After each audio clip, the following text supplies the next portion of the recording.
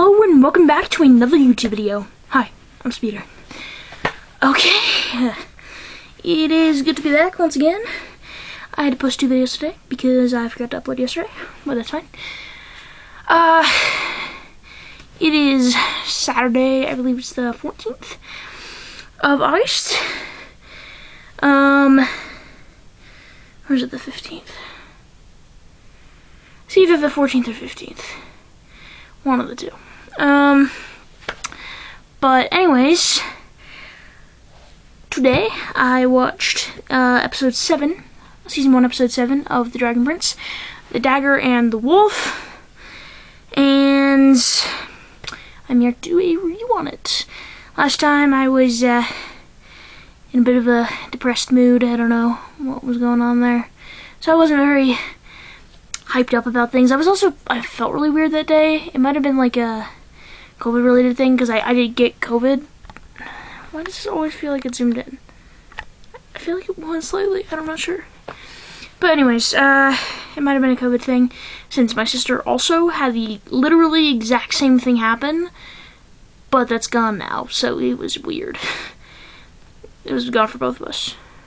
But anyways, I'm back today, and I am prepared to do a wonderful review video on The Dragon Prince episode 7, Dagger and the Wolf. Okay, so this video will contain spoilers for the first 7 episodes of The Dragon Prince season 1. I will try to avoid spoilers for stuff after that, but if I do, I will try to give a warning beforehand. So yeah, I basically go over things like story, character introductions, action, humor, and character development, and sometimes I'll make some comments on the animation. So this episode, in my opinion, is much better than the previous one.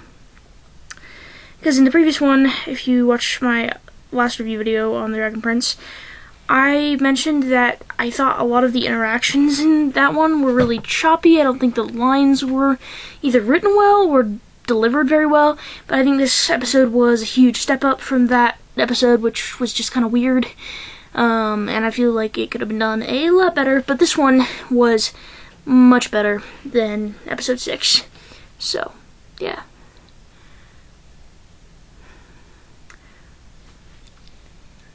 I swear, no matter how many times I clean my glasses, they still fog up so easily. Even when I use proper glasses cleaner. It's annoying. Yeah. They still get the weirdest gunk on them that makes it hard to see. Because there's stuff in front of my eyes. Yep, still foggy. I can focus with things, but it's foggy. But anyways, also, why does it feel so dim in here right now? I don't understand why it seems so dim. But, okay. Yeah,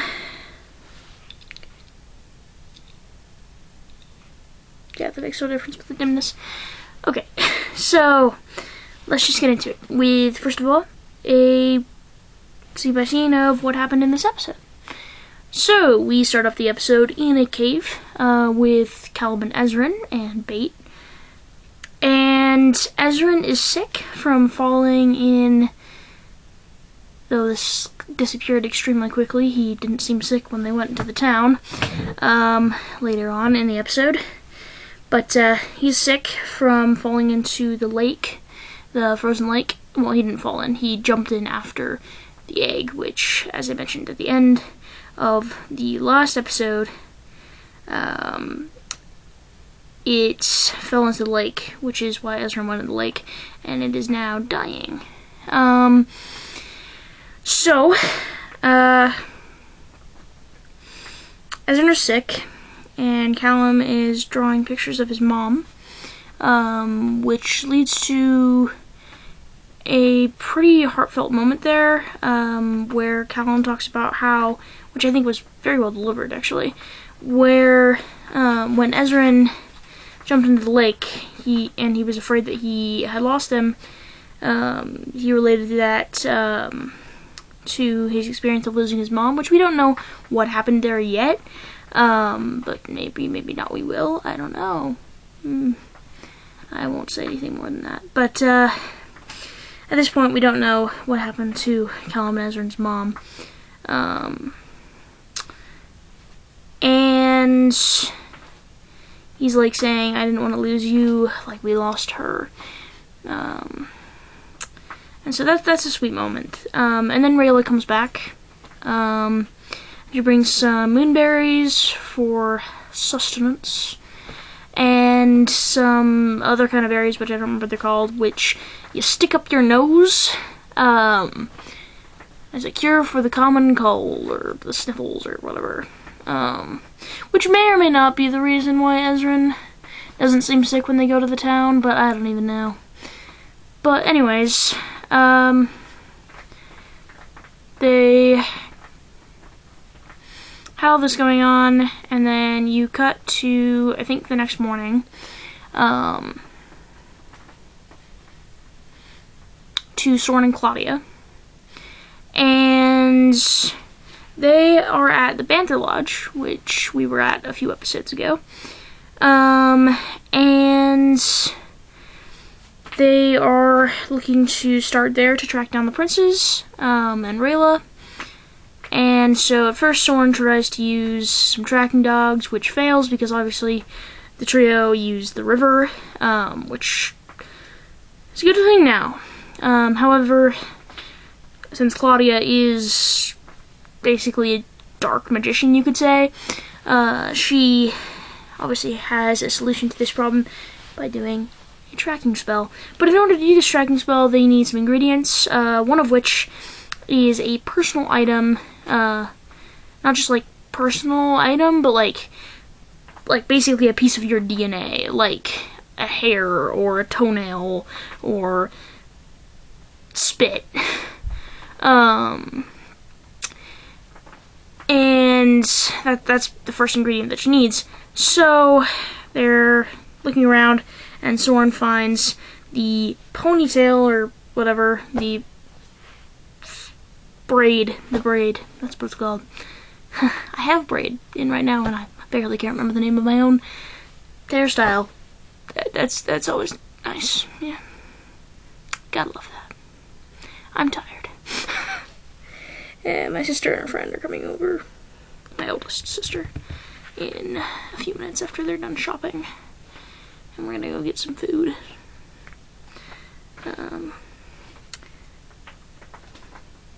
Tomorrow is a family get-together dinner, which we do every once in a while. Where all of the siblings come over if they can. But anyways, that's why my sister's coming with her friend. Bringing her friend because they were, I guess, hanging out today, and she was helping my sister set up her workspace. Okay, her classroom. She's a teacher. My sister's a teacher. She was helping her set up her classroom. But anyways. So. Let's see. So Soren spots the braid from Rayla, which was shot off of her head, by, I think it was Amaya? No, it wasn't Amaya. It was I think it was one of Amaya's men, or it might have been Amaya herself. I'm not 100% certain at this point. I would have to go double check. But anyways, so they find that, which is, it's a hair, so it's personal enough that it's DNA, so they can use it in the tracking spell. So then you go back to the trio, and yes, I know bait is a part of it, but I call it the trio anyway. So you go back to the trio, and I forgot to mention, in the cave they discuss how bad the egg is looking and how it's looking darker, even since after Rayla left. It's looking more darker, so it's dying. Though that line delivery right there was interesting. I feel that was a lot of telling right there, rather than showing.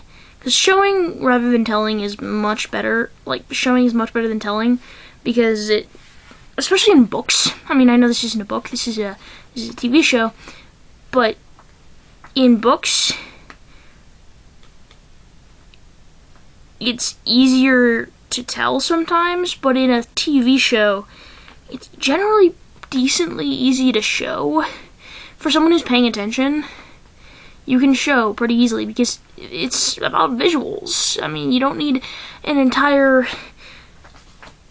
statement from a character just to know what's going on.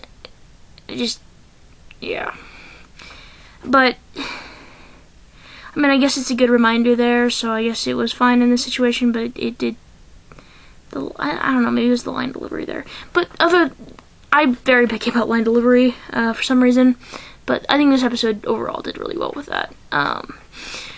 But, anyways, so that next morning, after the Sora and Claudio scene, you have them trying to find help for the egg, and so they see a town, and they go down to it, and before they enter, one of my favorite things in the entirety of Season 1 happens. Human Rayla.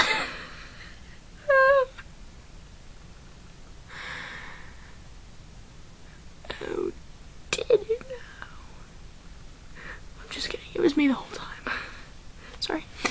References to later episodes, I probably shouldn't do that, but anyways,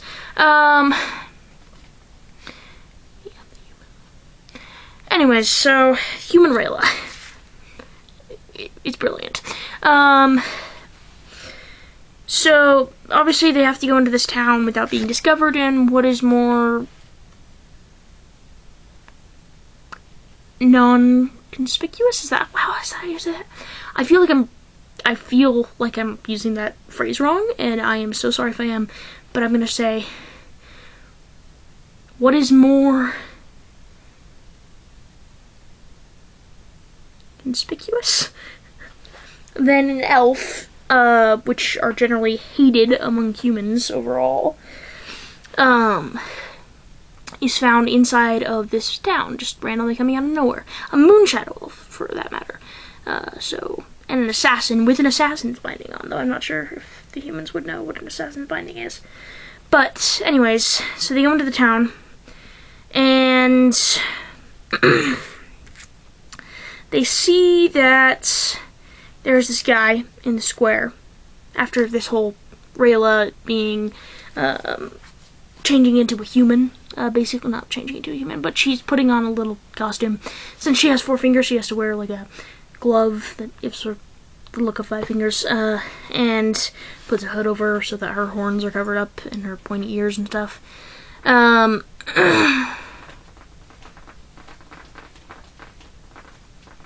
is that noise satisfying?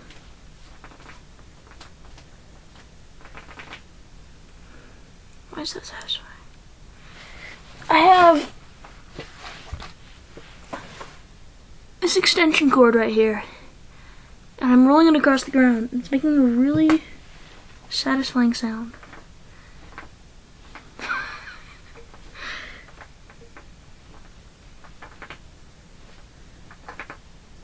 Okay, I should. Alright. Yeah. Sorry. Okay, so they see this guy in the square, and he's like bragging about how he's defended the border for years and that he could take down anybody here who challenges him with just his dagger, which he's honestly probably right about this statement. So he challenges someone to challenge him. There's this panic moment where he chooses Rayla, but then a huge guy comes up behind him and is like, ho, ho, ho, ho, I challenge you, basically. And so he's like, this isn't even my biggest sword, as he says, specifically. So, yeah. And the guy pulls out his dagger, which turns out to be a... Was it Sunfire Blade? Oh my gosh, I feel like I'm saying that wrong again.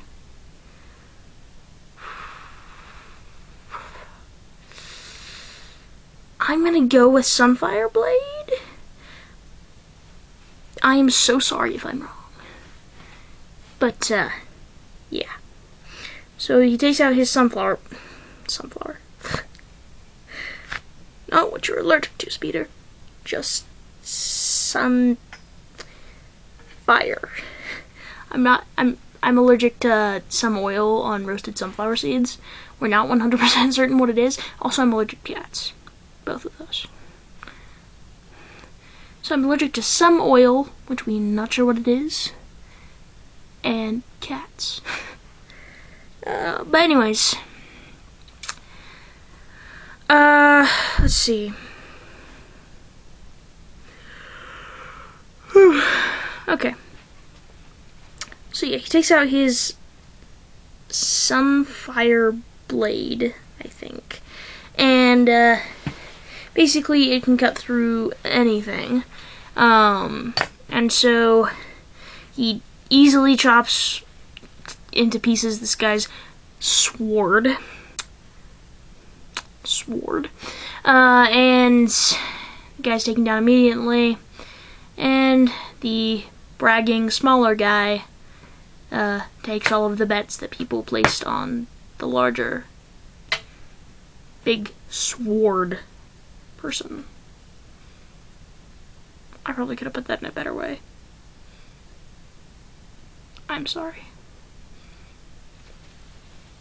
Oh my gosh, I'm turning into Felicity. Okay. Oh no. Oh no, no way.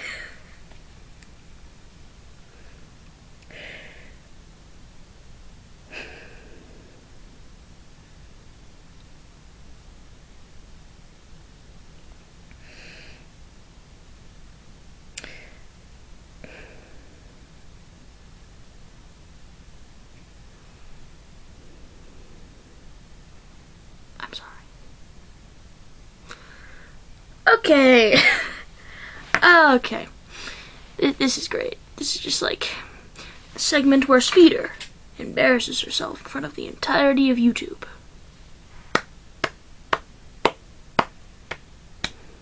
And turns into Felicity Smoke, but much less smart. Anyways. Okay. Yeah.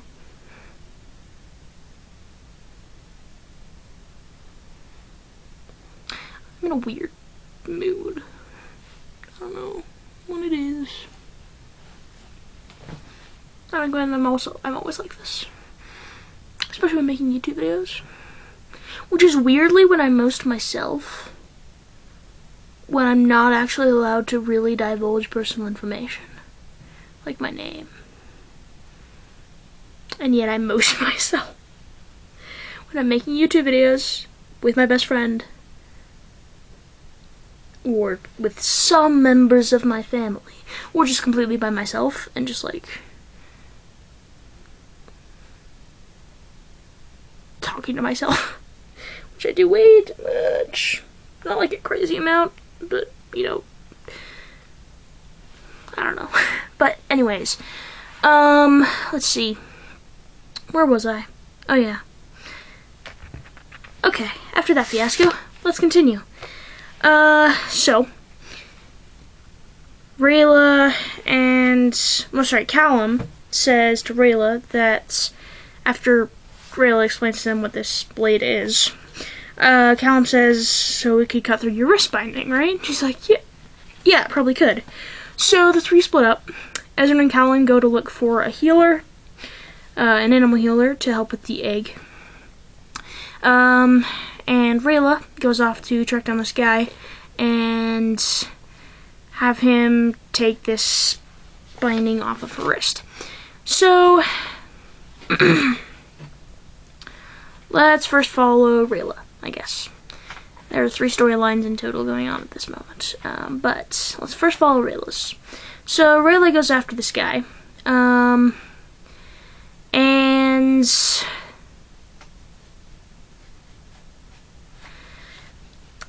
she tracks him down, asks him to cut her binding, and he's like, okay. He tries to, ends up burning off her glove. So then she reveals that she has 4 fingers since her glove was burned off, and so he gets really scared and realizes that she's an elf. And so she knocks him over, steals the blade, and tries to cut it off herself. It doesn't work. She realizes that it's not able to be cut through, and so she throws it down at the ground, runs away back to their rendezvous point, which was in the town square. In the meantime, while all this was going on, Soren and Claudia have been looking for the ingredients for this search spell, and they have to go into this cave. So Claudia and Soren go into a cave where they find these glowing, kind of like firefly type things. So Claudia captures a bunch of them and says that she'll need them for the spell, and that the last thing that they need to do now is climb to the tallest mountain in Katalis. So those are those two storylines. And then you have the most prominent one, which has the most stuff go on, with Callum and Ezrin. And I guess Beat was there as well. So they find this this vet, and have that nice joke at the beginning when they're about to go in. They're like, this must be an animal doctor, or perhaps a dating something for pets. Which gets me every time. You'll have to watch it for it to actually be funny. I cannot deliver a funny line for the life of me on cue. So, yeah. But anyways, so they go in there, and it's a nice place. The guy seems trustworthy and all that. They talk to him about it, and at first they hide the truth, and they're like, Jophus, our friend Jophus. Yes, Jophus did this. So they say that their friend Jophus took really good care of his animal leg, and except for that one time when he dropped it into an ice-cold lake for several minutes. He's like, what the frick is going on? What the frick is going on? Y'all are crazy. But anyways, so I say y'all a lot. Why do I say y'all? You know what? We're just gonna ignore that. Anyways, so they tell him the truth about what's going on. After he's like, I promise you can trust me, and yes, he's trustworthy. So, yeah. So they share that with him, and he's like, I'm afraid there's nothing I can do. He's dying. However, I hate to tell you this because it would be very dangerous, but there's someone that you should meet. So they meet up, Callum and Ezrin meet up with this young girl, whose name is, oh crap, that's not her name. Ellis?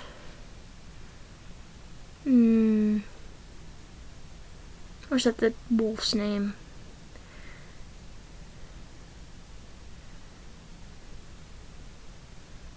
Crap. They meet this girl, who for some reason I am spacing out her name at the present time. It may be something to do with Alice or Ellis, or that may be her wolf's name. I'm not sure. But anyways, don't you forget about me. Don't. I already did. Anyways, sorry.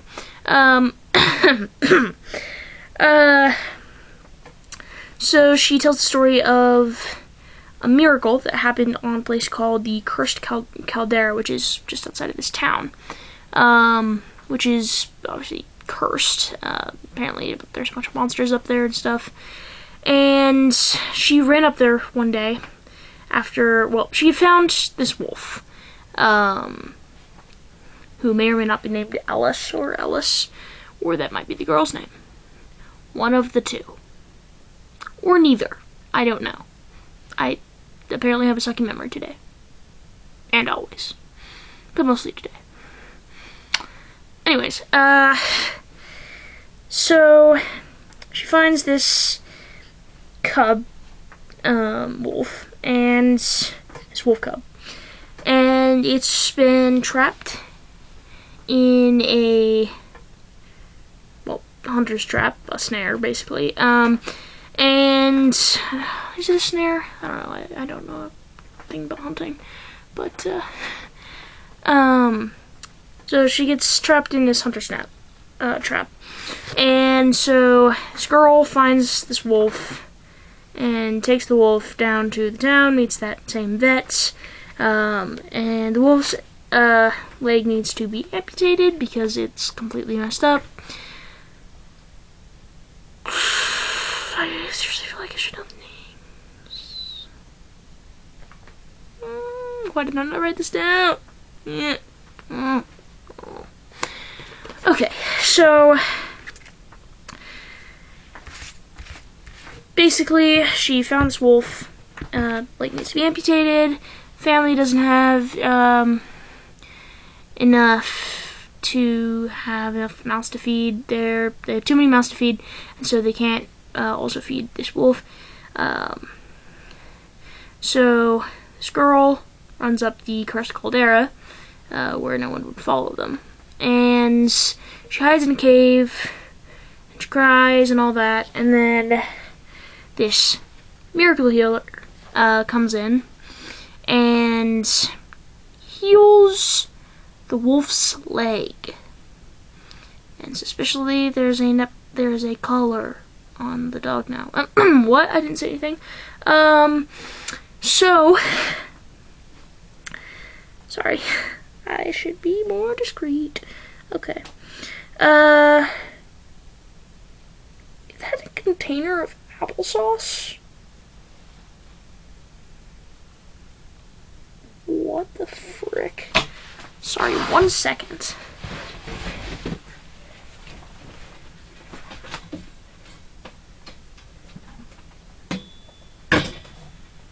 This is 100% of the container of applesauce.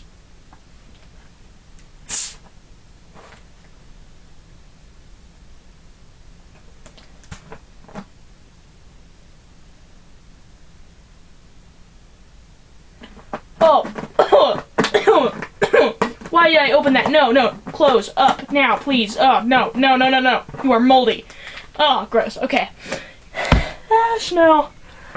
Oh my gosh, that smell. No. Nope. I just found a applesauce container that has mold inside of it.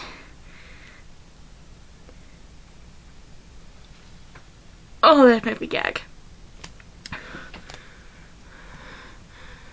Oh, you can't see it very well.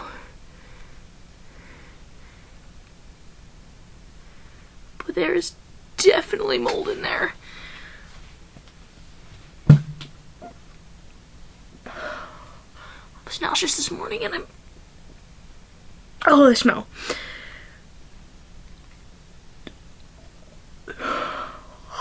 Smell. The look of it doesn't bother me very much. I mean, yeah, it makes me gag. But it's the smell of that. Oh. Was that mine? I hope that wasn't mine. Because that is... Oh.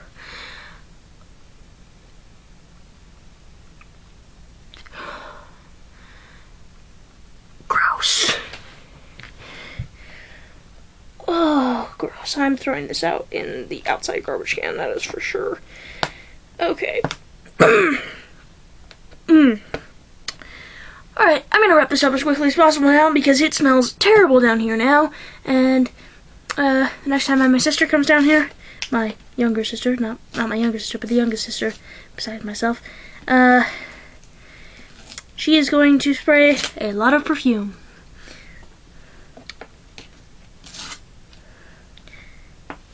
But, anyways, oh, it just hit me again. Alright,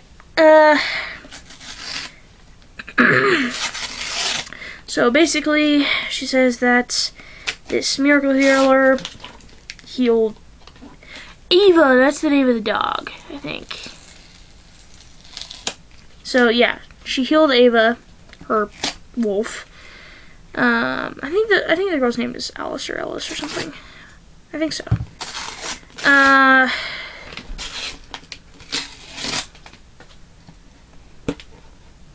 Sorry, I'm like tearing off the label of this thing. I can almost taste that. That's gross. But anyways, so then Callum, Ezra, and Rayla meet back up in the square, just like they promised they would.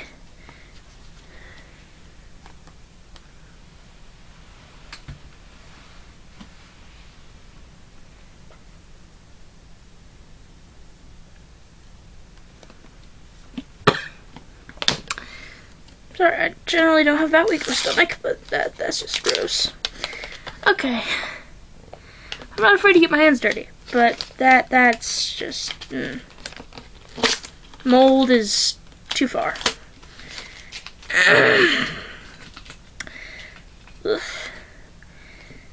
Okay. Now that I feel like barfing, let's continue. Okay. So... I don't barf up my Zupas. Okay. So,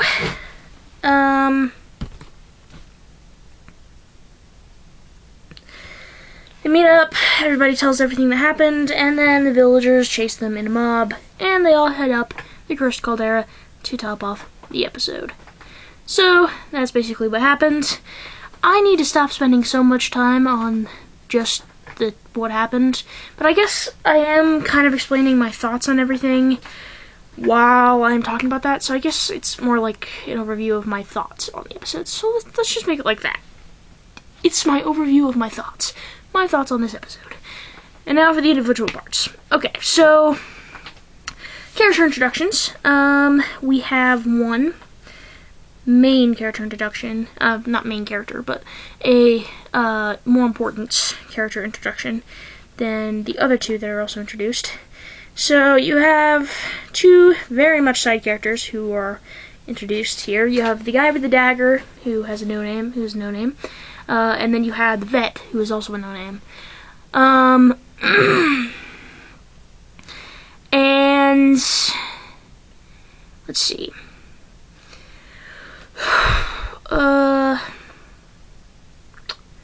And then you meet the girl, who is the more important side character you meet in this episode.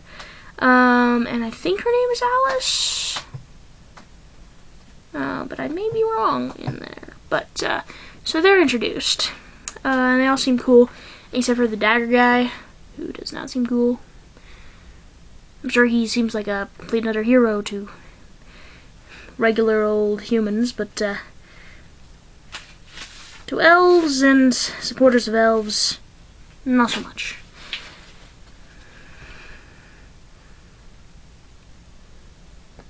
Why did I open this thing?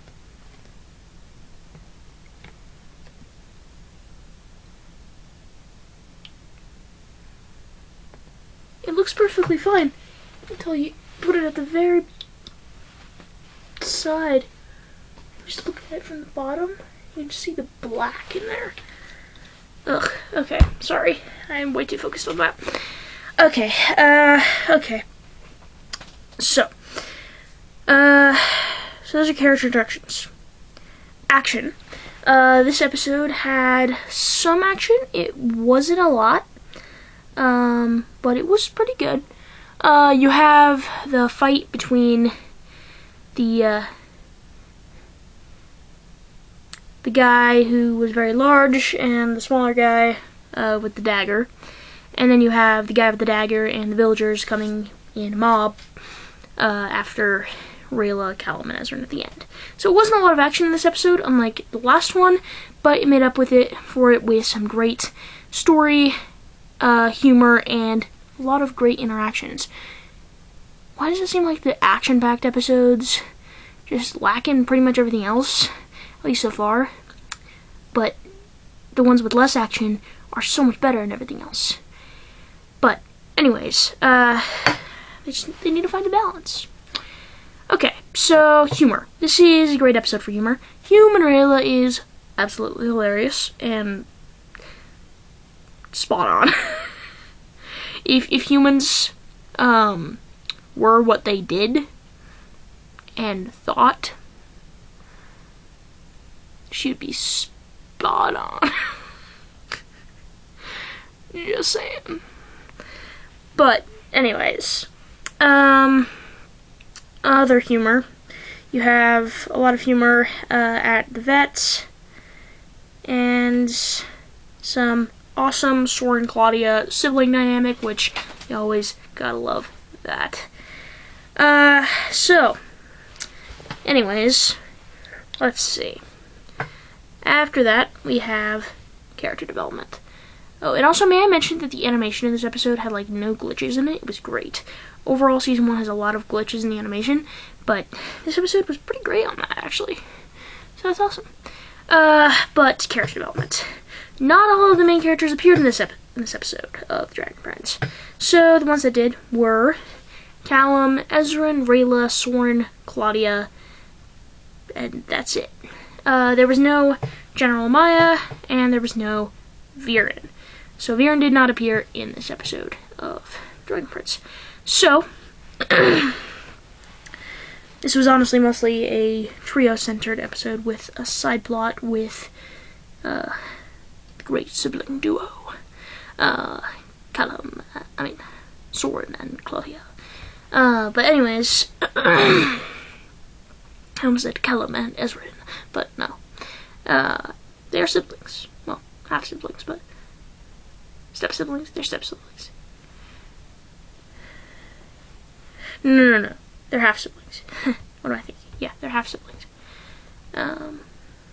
Because Callum is the stepson to the king, but Ezran shares one parent with Callum, so they share a parent.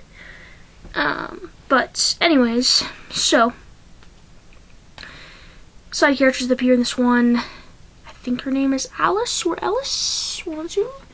As well as Bates, which I am kind of including as a side character because he does have some of his side plots. Just like, because maybe I should include him as a main character. You know what? Bait is a main character. Final. Alright. Bait is also one that appears as a main character. So yeah, you have Alice/Ellis and Eva, her wolf dog thing. And you have... Well, that's the only main side character who appears. And then minor side characters who don't really have any real subplots are the knife guy and the vet. So yeah. So character development for the main characters. Let's start out with Callum. Callum in this one doesn't have any character development to my knowledge, except for at the very beginning.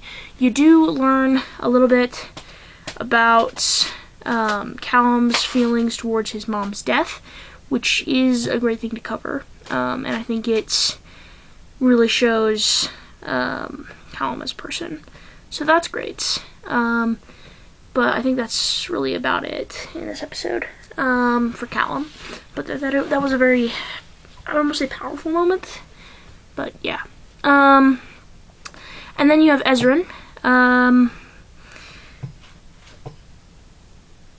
Again, I don't think he really has anything except for at the beginning with him sort of expressing his feelings about his mother's death as well. So their mother's death as well. So, yeah. Smell. Okay, sorry. Okay. So Rayla. You see more of her desperation to get this binding off, and also to help the Dragon Prince egg survive. The egg of the Dragon Prince survive. And let's see.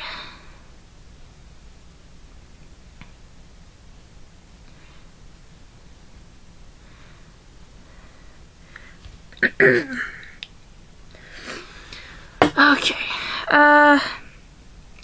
So I guess you could say human Rayla's character development. Because that may or may not be a recurring thing. But anyways, so that's basically Rayla. I don't think Claudia or Soren got any character development, except for Soren being minorly intelligent. Sorry. And that's about it. for character development in this one. It didn't have a ton, but it did have that moment at the beginning of the episode, as well as Rayla's desperation. But overall, it was a pretty great episode, honestly. Much better than the previous one. So, yeah. That's all I really have to say. I will see you guys next time. Bye.